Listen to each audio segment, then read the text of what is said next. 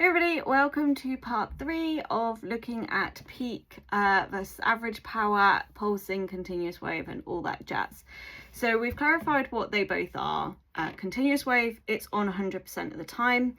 Pulsing or average power is, depending on the pulsing, the frequency is generally reduced because it's looking at the average power over that treatment time, over that emission time, and average power is more important than peak power. So we know that. We then know how to calculate that that dose based off duty cycle, which is duration, your frequency, your pulse width, and all of that.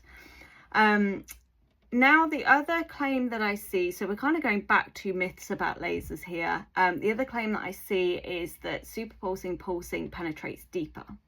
And I'm going to dispel that myth because first of all, we know it's the wavelength that dictates how deep our tissues, our energy, our light reaches those tissues.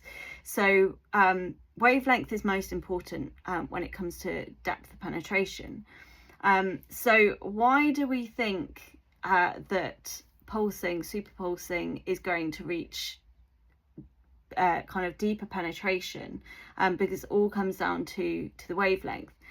And I can show some research, I'll pop up a couple of studies, I'll just chat through them, that dispel this myth that pulsing and superpulsing can get better penetration.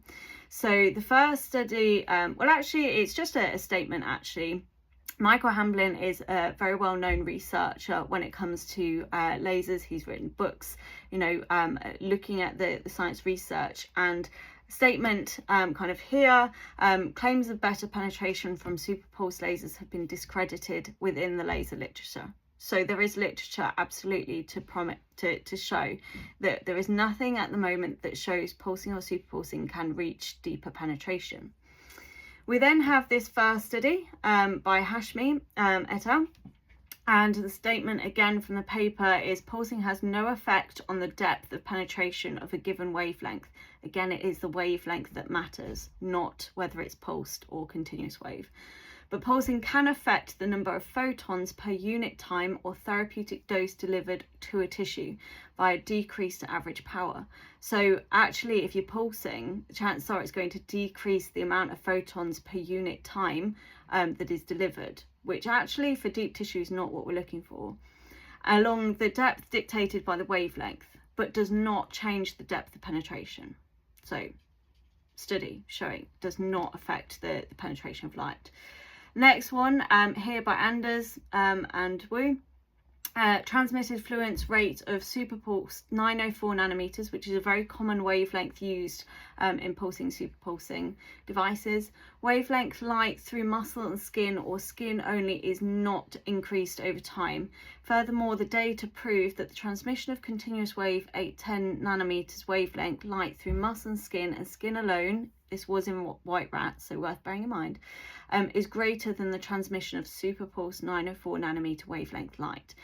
That's an important thing to point out. We know that different wavelengths are absorbed more readily in different, different incidental absorbers. And we know 810 isn't the greatest in darker melanin, but great in light melanin.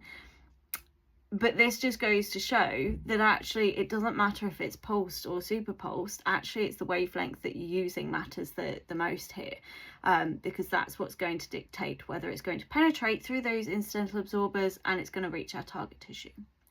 The last one here was a human study, and it's one of the best studies out there that looked at light penetration by Tedford et al. A light penetration study on human cadaver brain tissue, and they compared 660 nanometers, 808 and 940 nanometers laser penetration again. And they found that the 808 nanometer achieved the best penetration, and they concluded that 808 nanometer wavelength penetrates scalp, skull, meninges and the brain. But they also again clarified that pulse light and continuous wave were also compared, and no differences were observed in the effective penetration depth. So a few studies there, I will link them in the bottom here, but hopefully that helps to clarify that pulsing, superpulsing has nothing to do with the depth, that is wavelength that matters massively. So that concludes our kind of intro into peak, average power, pulsing, super pulsing. So if you have any questions, please give me a shout.